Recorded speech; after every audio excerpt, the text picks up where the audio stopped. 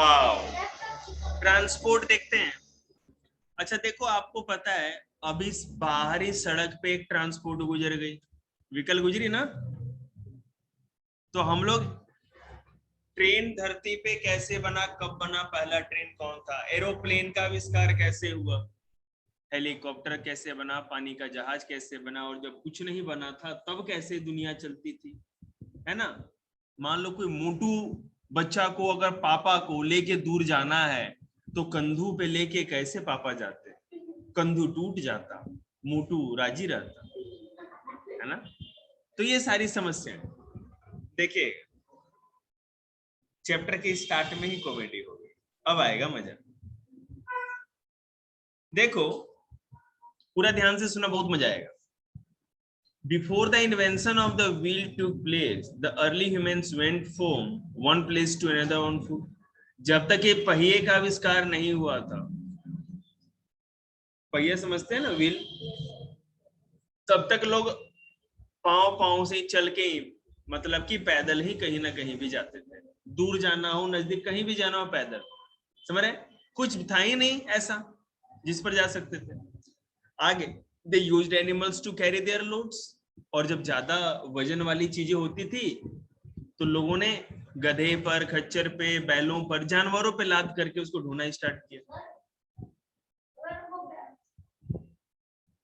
बाद में, but they always try to find easier and faster way to travel long distance. लेकिन लोग है ना, हम लोग अभी भी क्या, हमेशा सोचते रहते हैं कुछ ना कुछ नया करने के लिए। आप लोग नहीं, आप लोग तो गेम सोचते। तो लोगों ने सोचा कि कैसे और आसान बनाया जाए, समझ रहे ना, कैसे ये जानवरों पे लाद के तो चीजें कम ही जाएगी ना। अब अगर मान लो कि एक गधा है या डोंकी है या पोनी है, तो उसकी पीठ पे ऐसा नहीं है ना कि 1000 किलो लाद दोगे, वो तो 2 ही बोरी या थोड़ी बहुत सामान है। तो सोचा गया कि कैसे एक बार में ज्यादा से ज्यादा चीजों को कैरी करके ले जाया जाए एक जगह से दूसरी जगह। समझ में आ रही बात आप लोग को? देखिए क्या हुआ, the invention of the wheel changed everything, it brought about a revolution in the means of transportation. जैसे ही पहिए का आविष्कार हुआ, बिल्कुल क्रांति आ गई, हर चीज बदल गया। नए, जैसे ही लोगों ने पहिए का आविष्कार कर लिया, लकड़ी का पहिया होता है, लकड़ी को गोला काट करके फिर उसी तरह पहिया बना करके किसी में लगाया, खींचा, तो कोई चीज बड़ा आसान नहीं था, बहुत आसान हो गया किसी भी चीज को खींचना।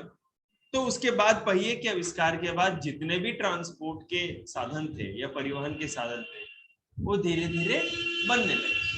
पहले घोड़ा गाड़ी और बैलगाड़ी, ऊंट गाड़ी, कैमल कार्ट, बुलक कार्ट और हॉर्स कार्ट या टांगा कहते हैं जिसको, ये सारे के सारे बने। और देखिए क्या हुआ, the next important invention was that of steam engine by James Watt. मैं बहुत छोटा था, तुम अपना काम कर रहे हो, तुम टेस्ट देना है ना, तुम क्या सुन रहे हो। तो मैं बहुत छोटा था उस समय, लगभग फर्स्ट क्लास में रहा हूँगा या सेकेंड क्लास में, फर्स्ट या सेकेंड क्लास में रहा हूँगा, बहुत छोटा। तो उस जमाने में बेटा गैस चूल्हा नहीं होता था, समझ रहे, स्टोव होता था। तो कोयले पे या लकड़ी पे खाना बनता था हर घर में, हम लोग की मम्मी भी बनाती थी। अरे कितना बोलते हो, क्या हुआ, काम करो ना अपना। तो उसमें एक है ना, हम लोग बुक पढ़ते थे, तो उसमें जेम्स वाट ने स्टीम इंजन का आविष्कार किया था। क्या हुआ, हुआ, और करो आगे, पूरा काम हुआ। तो उसमें उसने क्या किया ना कि केतली में पानी रखा हुआ था, इंग्लैंड का लड़का था जेम्स। तो उसने देखा ना कि वो बार बार उससे धुएं की तरह, भाप की तरह निकले जा रहा है हवा। केतली होती है ना चाय वाली, जिससे चाय की दुकान पे चाय देते हैं, और वो ढक्कन उसका बार बार हिल रहा है उससे। तो उससे उसके दिमाग में कोई बात आई, और उसके बाद जेम्स वॉट ने इसका आविष्कार किया। Around 200 years ago, for the first time, the train and ship were fitted with the steam engine. तो पहले तो घोड़ा गाड़ी, बैलगाड़ी यही सब चलती थी, लेकिन सबसे पहला इंजन स्टीम इंजन था। उसमें है ना कोयला जलाया जाता था, और कोयले से देखा ना ट्रेन अपने छुक छुक करके धुआं छोड़ते रहती है बहुत ज्यादा, पहले जमाने वाली जो थी, अब तो नहीं। तो उससे क्या होता था कि भाप बनता था, स्टीम, और स्टीम से जो एनर्जी पैदा होती थी उससे बड़े बड़ी गाड़ियां चलती थी। तो सबसे पहले तो ट्रेन में लगाया गया ये इंजन, उसके बाद इसमें इसको किस में लगाया गया, शिप में। शिप में भी कोयले को झोंका जाता था, जलाया जाता था और स्टीम बना करके उसके इंजन चलते थे। तो देखिए फिर क्या हुआ, उसके बाद डीजल से चलने वाले इंजन आ गए, बिजली से चलने वाले इंजन आ गए। Today we have various mode of transport. अभी तो हमारे पास कोई दिक्कत नहीं है ट्रांसपोर्ट की, एक से एक। To help people travel from one place to another, why do we need transport. अब क्वेश्चन है कि हमें ट्रांसपोर्ट की जरूरत क्यों है। सीधा सा आंसर है इसका, एक जगह से दूसरी जगह लोगों के आने जाने के लिए तथा चीजों को या गुड्स को कैरी करने के लिए, ले जाने और ले आने के लिए ट्रांसपोर्ट की जरूरत। बात खत्म, आगे चलते हैं। लैंड ट्रांसपोर्ट की अगर बात करें तो लैंड ट्रांसपोर्ट पे दो चीजें आती हैं मेन, एक तो है रोडवेज और दूसरा रेलवेज। या तो अब सड़क पे क्या मैंने किया, लैंड पे क्या चला सकते हो, या तो सड़कों पे गाड़ियां चलेंगी और नहीं तो रेलवे पे। कर दिया आपने, अभी नहीं आता आगे, चलो ठीक है, हो जाएगा कोई बात, सिखा दे। और वो कर लो तब तक रिवाइज, सरकार वाला दे दो उसको, रजिस्टर कर लेगा वो। अब देखो रोडवेज की बात करें,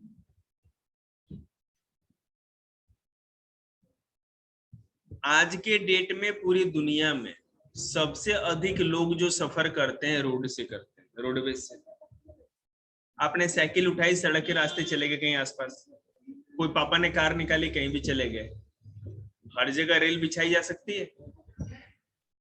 ऐसा है क्या सिट्टू की दुकान तक के लिए रेल लगी हुई है, या रविवार बाजार के लिए रेल लगी, ऐसा नहीं हो सकता ना।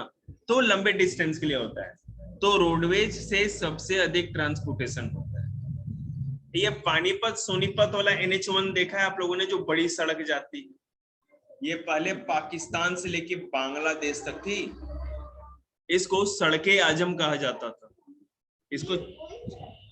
इसको चंद्रगुप्त मौर्य ने बनवाया, फिर अशोक ने मरम्मत करवाई, फिर शेरशाह सूरी ने मरम्मत कराई, और बाद में अंग्रेजों ने भी मरम्मत कराया। तो अभी हम लोग की इंडिया में ये कलकत्ता से लेके अमृतसर तक है, क्योंकि अमृतसर के बाद पाकिस्तान उधर पड़ जाता है और इधर कलकत्ता के बाद इधर बांग्लादेश पड़ जाता है। बात समझ रहे हो, इतनी लंबी सड़क है ये जो NH1 है, ये बहुत बहुत बड़ी सड़क है ये। लेकिन इंडिया की सबसे लंबी हाईवे नहीं है। इंडिया की सबसे लंबी जो सड़क है नेशनल हाईवे, नेशनल हाईवे 7 है, NH7, जो कि वाराणसी से कन्याकुमारी तक जाती है, तमिलनाडु तक। समझ में बात? चलिए अब देखो, सड़क पे आप जब सफर करते हो NH पे, तो आपको लाइन होटल दिखते होंगे ना, जहाँ ढाबा जो खाना खाते हैं। उसके बाद होटल से रेस्ट हाउसेज भी दिखती है, बहुत सारी चीजें, कुछ कुछ शॉप भी दिखता है, आप जाके कुछ सामान खरीद सकते हो, है कि नहीं। अब देखो, अब अगर मान लो कि एक देश दूसरे देश से सड़क से जुड़ा हुआ, रोड से जुड़ा हुआ, तो उस रोड को इंटरनेशनल हाईवे कहेंगे। बात समझ रही है आप लोग को, अगर वो क्या कहते हैं, रोड से अगर जुड़ा हुआ है। चल, अब जैसा कि मैंने आपको कहा था ना, ग्रैंड ट्रंक रोड, इसको ग्रैंड ट्रंक रोड भी कहते हैं, सड़के आजम, ग्रैंड ट्रंक रोड, है ना, या अशोका रोड, कुछ भी कहो, NH1 भी इसी का नाम है। ये जो दिखता है GT road, grand trunk road. तो भैया ये मैंने बोला ना, पाकिस्तान, नेपाल, भूटान, बांग्लादेश और चाइना तक, इतनी दूर तक फैला हुआ है, ये बहुत बड़ी सड़क है। और ये भारत में कोलकाता और पेशावर के बीच में पाकिस्तान। अब देखो, चाइना इंडिया से हिंदुस्तान तिब्बत रोड से जुड़ा हुआ, ठीक है। अब रोडवेज के साथ समस्याएं क्या हैं? सबसे बड़ी समस्या यही है, कोई भी कभी भी आ जाता है।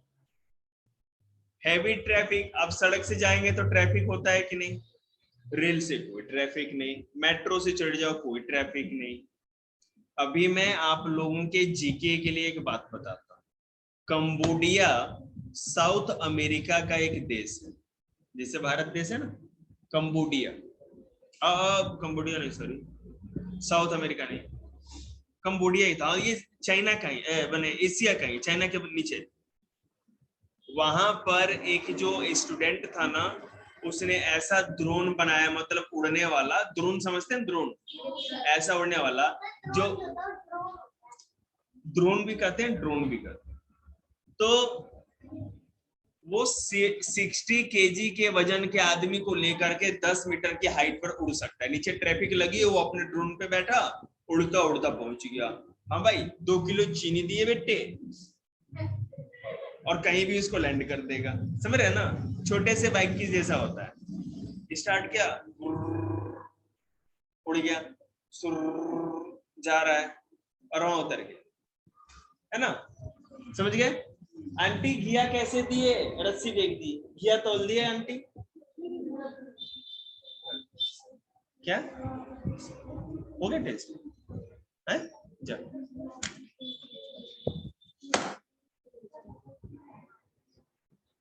देखिए, मैं कॉल करूंगा मम्मी को शाम को, पूछूंगा। अब देखो यहाँ क्या प्रॉब्लम होती है ना रोड पे, कि सेफ्टी का बड़ा प्रॉब्लम हो जाता है। सड़कों पे एक्सीडेंट भी तो हो सकता है ना, ज्यादा से ज्यादा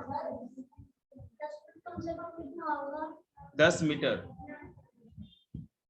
इस ये जो बिल्डिंग है ना, 3 माले की बिल्डिंग जितनी हाइट हो।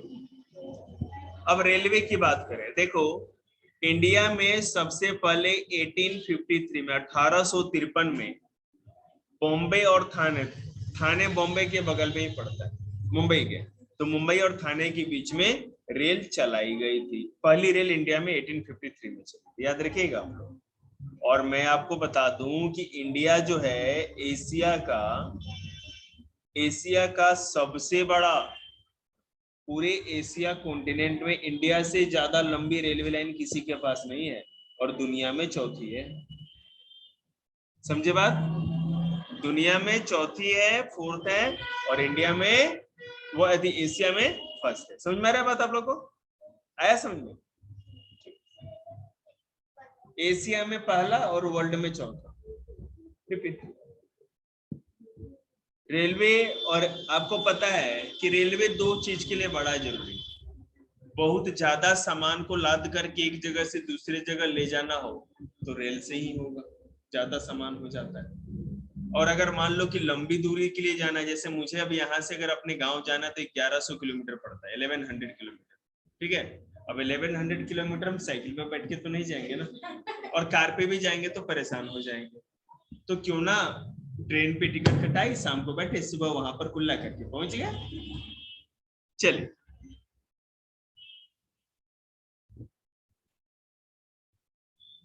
देखिएगा, इंडिया के लगभग कोई भी ऐसा सिटी या कोई भी ऐसी जगह नहीं है जो रेलवे लाइन से नहीं जुड़े। बेटे उसको नोटबुक दिए हो ना, हमारा देश भारत, तुमको टेस्ट देके जाना है, वेरी शॉर्ट 10 क्वेश्चन नहीं याद कर सकते क्या?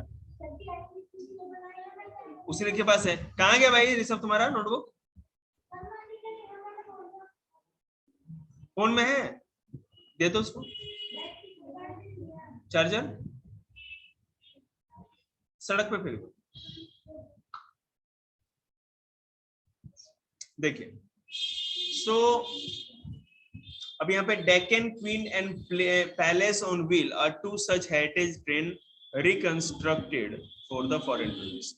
अब देखो मैं आपको बता रहा हूँ, ट्रेन है ना, एक ट्रेन की 1 या 2 दिन की टिकट पता है 1 लाख रुपए भी होती है, आपको पता नहीं होगा, लेकिन वो ट्रेन स्पेशल ट्रेन होती है। आपको 2 दिनों के लिए ना महाराजा की तरह वो रखेंगे।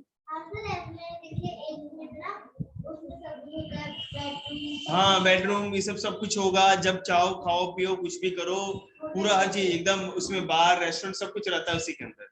तो डेक्कन क्वीन और पैलेस ऑन व्हील, ये 2 तरह इस तरह की ट्रेन है, इसको हेरिटेज ट्रेन भी कहते हैं, ठीक है। चलिए, अब अगर यूएस की बात करें तो दुनिया में सबसे ज्यादा लंबी रेलवे नेटवर्क यूएसए, संयुक्त राज्य अमेरिका की है, USA, United state of America, समझ रहे हैं न। दुनिया में नंबर 1 कौन देश है रेलवे में? USA, America.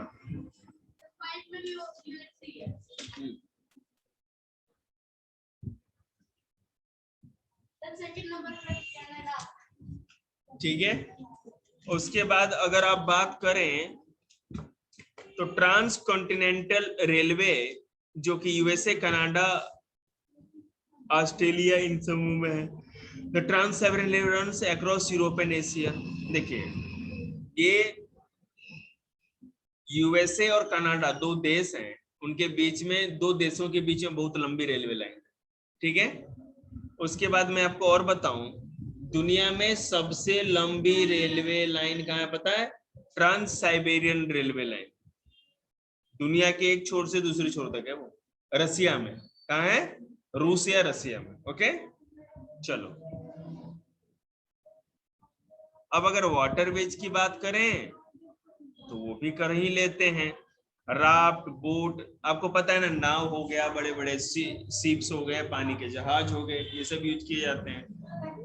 और नहीं, हाँ, नाव में बैठे हैं, स्टीमर में, गंगा नदी में बैठे हैं, बहुत, एक बार, दो बार, चार बार। एक बार बनारस में गंगा में नाव पे बैठे थे, गंगा जी में, ठीक है ना, इस पार से उस पार जाने के लिए। और एक बार इलाहाबाद में जो संगम नहीं है, जहाँ जमुना और गंगा नदी मिलती है, वहां गए थे नाव से, वहीं पे नहा के आए। हाँ, डर भी लगता है।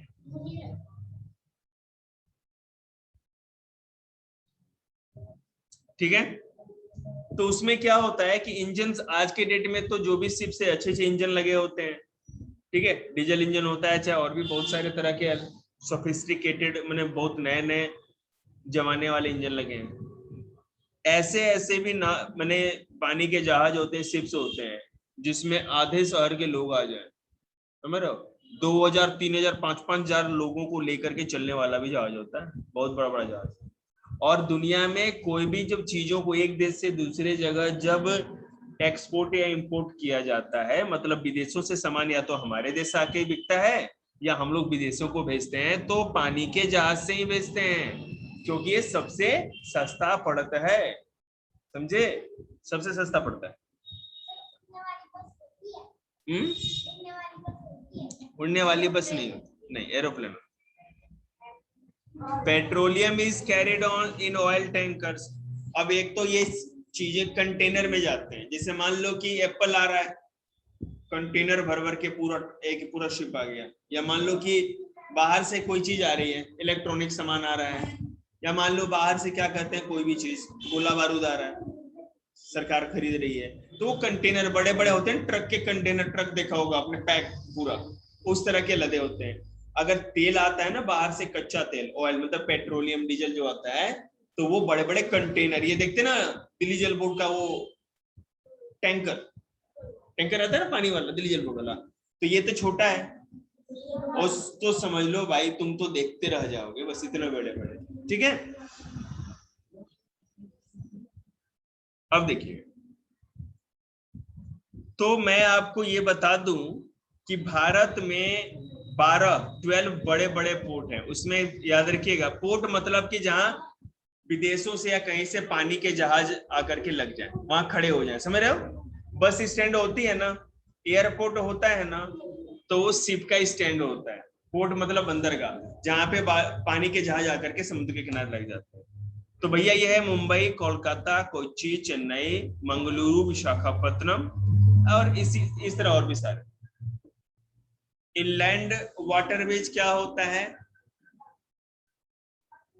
उसमें समुद्र में जहाज नहीं चलती, नदियों में चलती है। जैसे गंगा नदी है ना, गंगा हो गई, या और भी जो है, तो वहां पर पानी के अंदर ही छोटे मोटे जहाज, या नहीं तो नदियों में, और नहीं तो छोटे मोटे स्टीमर या नाव चलते हैं। उसी से लोग भी आते जाते हैं और चीजें भी आती जाती हैं। ठीक है।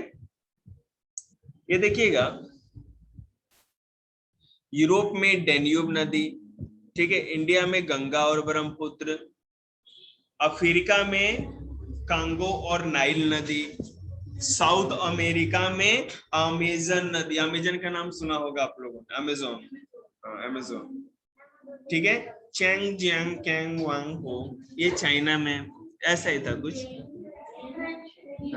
वांग हो, वांग हो, ये चीन की बहुत बड़ी नदी है, और चैंग गैंग गैंग हो, ये चाइना की है। अब हम क्या करें, जबड़ा तोड़ बढ़े तो ये शब्द जबड़ा तोड़ है, देखिएगा। तो many Nations have built a network of what this called canals. अब एक देश से दूसरे देश है ना नहरों के थ्रू जुड़े हुए हैं। इसमें दुनिया में दो नहर जो है बहुत ज्यादा इंपॉर्टेंट, स्वेज कनाल और पनामा कनाल। स्वेज कनाल क्या है कि पूरे के पूरे रेड सी को मेडिटेरियन सी मतलब लाल सागर को भूमध्य सागर से जोड़ती है, और पनामा जो है पनामा कनाल वो पैसिफिक ओशियन को अटलांटिक ओशियन से जोड़ती है।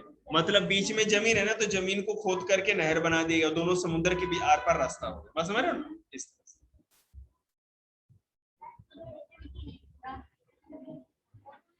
इधर आओ, ये देखो, ये है पनामा कनाल, दिखा भैया? ये जो है ना, ये देखो, ये है स्वेज कनाल, देखो ये यहाँ से यहाँ तक पतला वाला जो देख स्वेज कनाल, आप लोग को वीडियो में दिख जाएगा। ये है आपका स्वेज कनाल, ठीक है। ये है आपका रेड सी इस साइड वाला, और ऊपर वाला जो दिख रहा है ये मेडिटेरियन सी, इनको जोड़ता है। और मैं आपको एक बात बता दूं, जब हमारा देश गुलाम था तो इंडिया से भारत की दूरी 7,000 किलोमीटर थी, 7,000 किलोमीटर। हाँ, मैं बोलूँ तुम बोलो। तो अंग्रेजों ने सोचा कि ये तो बहुत ज्यादा बड़ी दूरी है, तो उन्होंने स्वेज कनाल बना दिया, शॉर्ट रूट। यहाँ पे नहर खोद दी और समुद्र को जोड़ करके उन्होंने 5,000 किलोमीटर की दूरी कम कर दी। दूरी कम हो गई छोटे से नहर बनाने से। उतना घूम के पूरा अफ्रीका को चक्कर लगा के जाना पड़ता, ठीक है ना।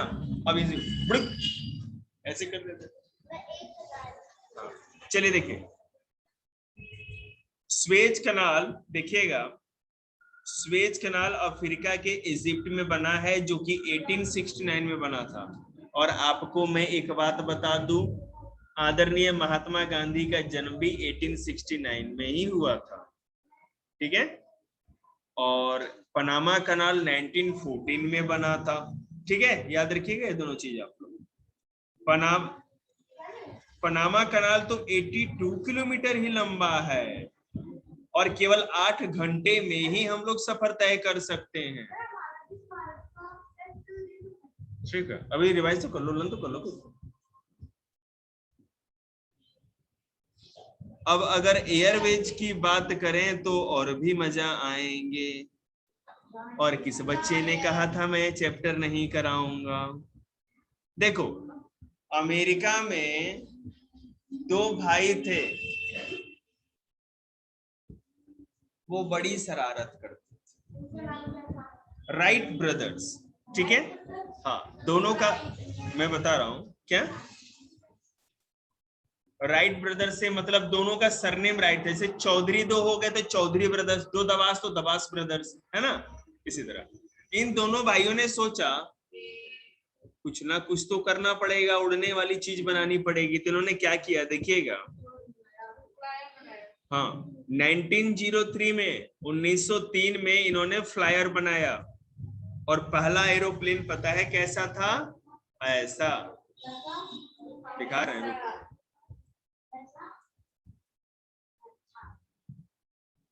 अच्छा, मतलब क्या चरचरा?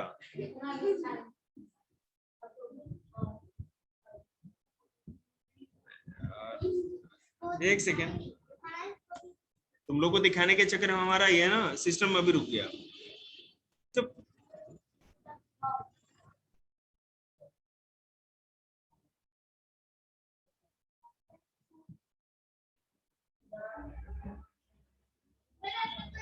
तो किसी काम के नहीं।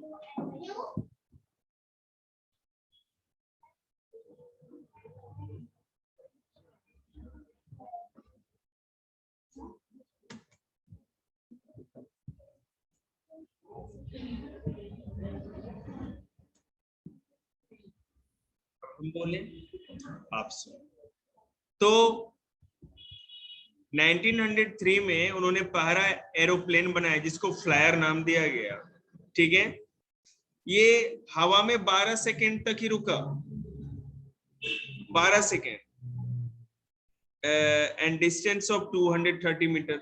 230 मीटर मतलब यहाँ से दुखीराम के समोसे की दुकान 12 सेकंड में वहां तक पहुंच पाया। Early aircraft were heavy and could only fly for a few hours. जो पहले के जो हवाई जहाज होते थे बहुत भारी होते थे और कुछ ही घंटे उड़ पाते थे। The carried very few passenger, और बहुत कम लोगों को लेके जाते थे, और जिन भी लोगों को लेके जाते थे कह देते थे अगर मर गए तो मेरा कोई जिम्मेवारी नहीं होगा। ठीक है। Modern airplane are made with better technology. The Airbus 380A is the world's largest passenger aeroplane. अब देखो Airbus 381A एक एरोप्लेन है जो कि दुनिया का सबसे बड़ा एरोप्लेन, पैसेंजर एरोप्लेन, ठीक है। और ये एक बार में बताओ कितने लोगों को लेके जा सकता है? 800 आदमी। बताओ। It can fly at a height of about 10 kilometre. 10 kilometre की हाइट, माउंट एवरेस्ट से भी ऊंचाई पे उड़ सकता है ये। माउंट एवरेस्ट तो 9 किलोमीटर से थोड़ा कम ही हाइट का है। और स्पीड पता है 1000 किलोमीटर पर आवर की स्पीड से। पापा जैसे ही 150 पे गाड़ी की स्पीड करते हैं तो मम्मी क्या कहती है? धीरे करो धीरे करो। और जब 1000 की स्पीड से अगर कोई चीज उड़े तो कितना तेज हो। बाइक पे बैठते हैं ना, कभी पापा ने स्कूटी थोड़ी बढ़ा दी हो तो 60-80 हो जाए ना तो आप बिना क्या कहते नाई के ही टकले हो जाओगे, बाल उड़ जाएंगे।